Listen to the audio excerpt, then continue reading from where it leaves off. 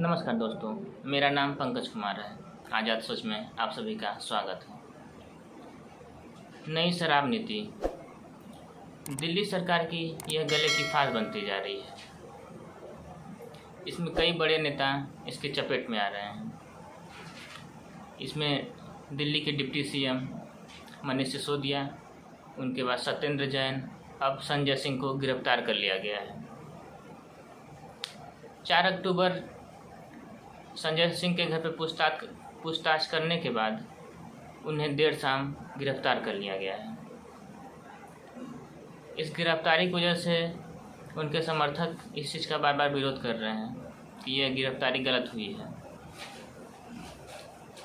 पर यह नई शराब नीति ऐसा क्या है जो इतने लोग गिरफ्तार इसमें हो रहे हैं। 2021 में ये नई शराब नीति लागू किया गया था दिल्ली सरकार की तरफ से। नए शराब नीति में लाइसेंस प्रदान कराने से संबंधित, शराब बिक्री से संबंधित और ठेके या बार के संचालन से संबंधित कुछ प्रावधान किए गए थे। इसमें दिल्ली को 32 जोनों में बांटा गया था और उसी के अनुसार लाइसेंस प्रदान किया जाता था।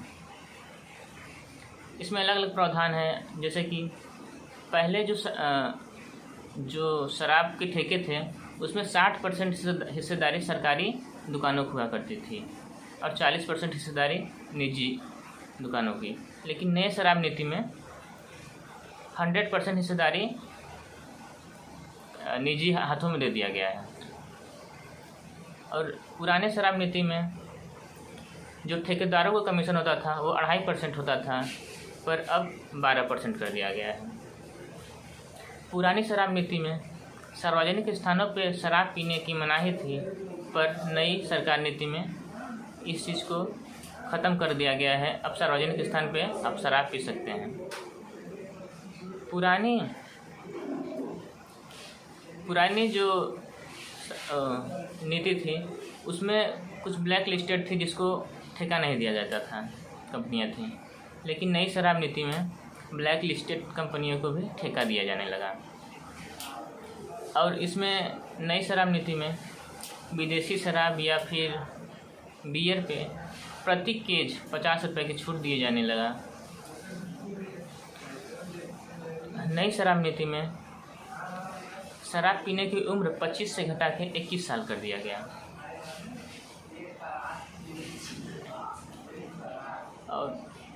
और नई शराब नीति में जो दुकानों का आकार होता था उसको बढ़ा दिया गया। ये 500 वर्ग फीट कर दिया गया और जो ये पहले 150 वर्ग फीट हुआ करता था। नई शराब नीति में दुकानों को 3 बजे तक सुबह तक खोलने का अनुमति दे दिया गया, अर्थात 10 से 3 बजे तक खोलने की अनुमति दे दिया गया। और नई शराब नीति में हम लाइसेंस मोबाइल ऐप के ज़रिए भी हम किसी चीज़ को ऑर्डर कर सकते थे, अर्थात मोबाइल ऐप के ज़रिए भी हम शराब को ऑर्डर करके होम डिलीवरी मंगा सकते थे। ऐसा प्रावधान कर दिया गया था। इतनी ढेर सारी प्रावधानें और भी प्रावधानें हैं, इतनी ढेर सारी प्रावधानें किया गया था। कई विपक्षी पार्टी द्वारा इसमें भ्रष्टाचार होने का आरोप लगाया गया कि इसमें काफ़ी भ्रष्टाचार हो रहा है, इसकी जांच की जाए, क्योंकि कैबिनेट में इस प्रस्ताव को मनमाने ढंग से पारित कराया गया था। और इसमें यह कहा जा रहा है कि जो लाइसेंस प्राप्त लोग हैं उनको काफ़ी लाभ दिया जा रहा है इस नई शराब नीति के द्वारा, जिसका काफ़ी विरोध होने लगा, पूरे राज्य में विरोध होने लगा कि इस तरह की नीति अच्छी नहीं है। इसको देखते हुए वहाँ के गवर्नर थे, उन्होंने एक जांच कमेटी बैठाई, अर्थात उन्होंने एक सीबीआई कमेटी बैठा के इस पर जांच कराना शुरू कर दिया। राज्यपाल द्वारा नई जांच कमेटी बैठाने के कुछ समय बाद मनोज सिसोदिया द्वारा इस नई शराब नीति को रद्द कर दिया गया, जिससे कि भ्रष्टाचार होने की जो आशंका थी और गहरा गई। सीबीआई द्वारा लगातार इस पर जांच होते रहा और कुछ समय के बाद मनोज सिसोदिया जी से लगातार पूछताछ करने के बाद उन्हें एक शक के दायरे में लिया गया और उन्हें गिरफ्तार कर लिया गया। अभी मनोज सिसोदिया जी जेल में हैं, उन पर ट्रायल चल रहा है, अर्थात उनकी सुनवाई लगातार हो रही है। अब बात आती है कि संजय सिंह कैसे गिरफ्तार हो गए। ईडी द्वारा भी इस नई शराब नीति में मनी लॉन्ड्रिंग का आरोप लगाते हुए जांच शुरू कर दिया गया, क्योंकि उसका मानना था कि इसी शराब नीति के द्वारा गोवा में 100 करोड़ की लेन देन हुई थी, हेरा फेरी हुई थी गोवा विधानसभा चुनाव में, इसी शराब नीति के द्वारा। लगातार जांच होते रहा।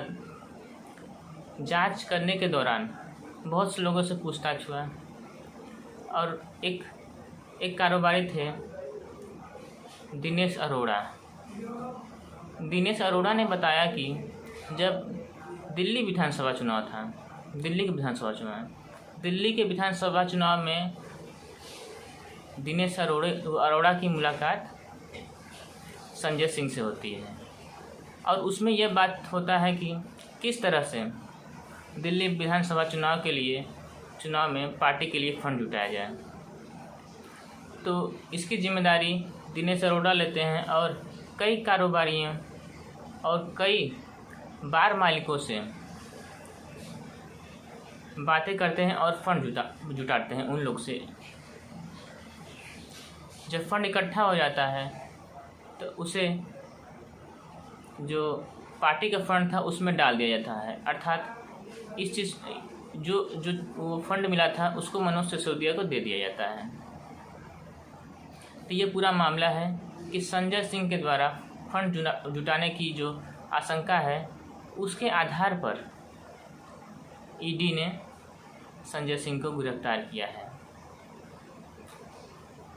अभी 5 दिन के रिमांड पे कोर्ट ने उन्हें भेज दिया है। आगे क्या कार्रवाई होती है, किस तरह का सबूत मिलता है, अब आगे हम लोग देखेंगे इस चीज़ को। यही पूरा मामला था। वीडियो देखने के लिए शुक्रिया।